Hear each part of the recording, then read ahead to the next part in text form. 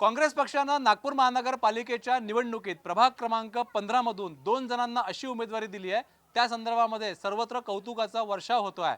हे जे 2 जण यापैकी संदेश सिंगलकर हे वायुसेनेमध्ये होते आणि 16 वर्ष त्यांनी वायुसेनेमध्ये अधिकारी म्हणून काम केलं आहे। यासोबत कारगिल युद्धामध्ये सुद्धा संदेश सिंगलकर गेले होते आणि मेडल सुद्धा त्यांना मिळालेलं आहे।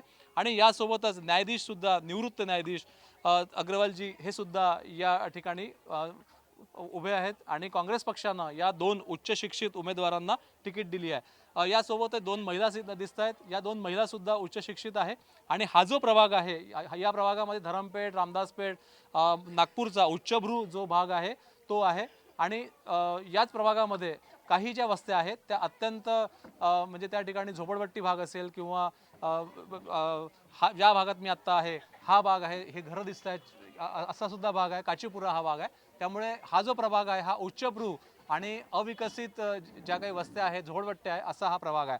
त्यामुळे या प्रभागामध्ये हे जे 2 उमेदवार आहेत या 2 उमेदवारांबद्दल सध्या कौतुक आहे काँग्रेस पक्षाचं, कारण की काँग्रेस पक्षानं देशसेवेसाठी ज्या व्यक्तीनं काम केलं आहे आणि एक व्यक्ती अशी आहे जी व्यक्ती ॲडव्होकेट होती, न्यायदानाचं काम ज्या व्यक्तीनं आयुष्यभर केलं त्या व्यक्तीला उमेदवारी दिली आहे। सर्वात आधी संदेश सिंगलकरांना विचारूया, भाऊ काय सांगाल, कारगिलमध्ये तुम्हाला मेडल मिळालं, तुमचा मुलगा सुद्धा ऑपरेशन सिंदूरमध्ये लेफ्टनंट कर्नल म्हणून त्यांनी काम केलं आहे, काँग्रेस पक्षानं तुम्हाला उमेदवारी दिली। इट इज कॉल्ड की once a soldier is always a soldier.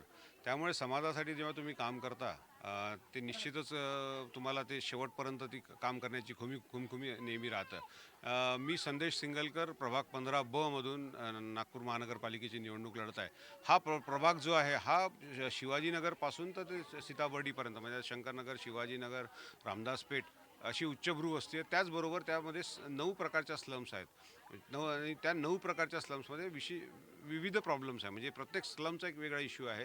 त्या इश्यूजला घेऊन मी काम करत आहे. मागच्या अनेक वर्षापासून 25 वर्ष झाले मला समाजकारणात मी काम करतो आहे. आणि समाजकारणात काम करत असताना लक्षात आलं की समाजकारणाचा कुठेतरी एक रस्ता जो आहे हा राजकारणाच्या निवडणुकीच्या रिंगणातून सुद्धा तुम्हाला एक वेळा जावं लागतं. तर म्हणून मी यावेळेस मला पक्षाने उमेदवारी दिलेली आहे आणि मी संपूर्ण ताकदीने ही निवडणूक लढत आणि मला माझा विजय निश्चित दिसत आहे। आणि या स्लममध्ये आता सध्या ज्या स्लममध्ये आपण उभा आहे त्या स्लममध्ये सगळ्यात मोठा इश्यू जो झाला होता तो झाला होता फ्लडचा। आपण ज्या ठिकाणी उभा आहे त्या ठिकाणी इथपर्यंत पाणी साचलं होतं। म्हणजे जेव्हा फ्लड आला होता 2023मध्ये तर इथपर्यंत पाणी म्हणजे मानेपर्यंत पाणी आलं होतं। या पाण्यात सुद्धा मी त्यावेळेस येऊन इथल्या लोकांना वाचवलं होतं, इथल्या लोकांना बाहेर काढण्याचं काम केलं होतं। आणि आता इथले जे आमदार आहेत त्यांच्या माध्यमातून अनेक विकासाचे काम आपण इथे करत आहे। ज्या भिंती नाल्याला ज्या भिंती नव्हत्या त्या भिंतीचं काम आपण इथं केलेलं आहे। सर तुम्ही सांगा, न्यायदान तुम्ही केलं आयुष्यभर आणि जज म्हणून निवृत्त झाल्यानंतर आता तुम्ही नगरसेवक बनण्यासाठी रिंगणात आलात, काँग्रेस पक्षाने तुम्हाला तिकीट दिली आहे। काँग्रेस पक्षाने मला तिकीट दिली हे बरोबर आहे, परंतु माझं हे कळ की समाजकारण करावं आणि समाजकारणाचा रस्ता राजकारण ही समाजकारणाची किल्ली आहे। तर म्हणून मी राजकारणात उतरलो की समाजकारण चांगलं करू शकतो। या ठिकाणी 2 महिला ज्या आहेत त्या सुद्धा शिक्षित उमेदवार आहेत आणि महिला आरक्षण असल्यामुळे 2 महिलांनाही तिकीट मिळालेलं आहे। तुमचं बॅकग्राऊंड सांगा, 2 उच्च शिक्षित नगरसेवकांसाठी उभे आहेत आणि आप क्या बैकग्राउंड बताइए, कहाँ से आप आई है और क्या बैकग्राउंड है आपका? मैं प्रभाग 15 क से विशाखा शर्मा उम्मीदवार हूँ और मैं एकदम सिंपल क्या क्या करेंगे आप चुन के आने के बाद? मैं जैसे कि मुझे कांग्रेस पार्टी ने जो मौका दिया है, मुझ पे विश्वास दिलाकर जो मौका दिया है, तो मैं लोगों की समाज की सेवा करूंगी और उनकी समस्याओं को दूर करने का प्रयास करूंगी।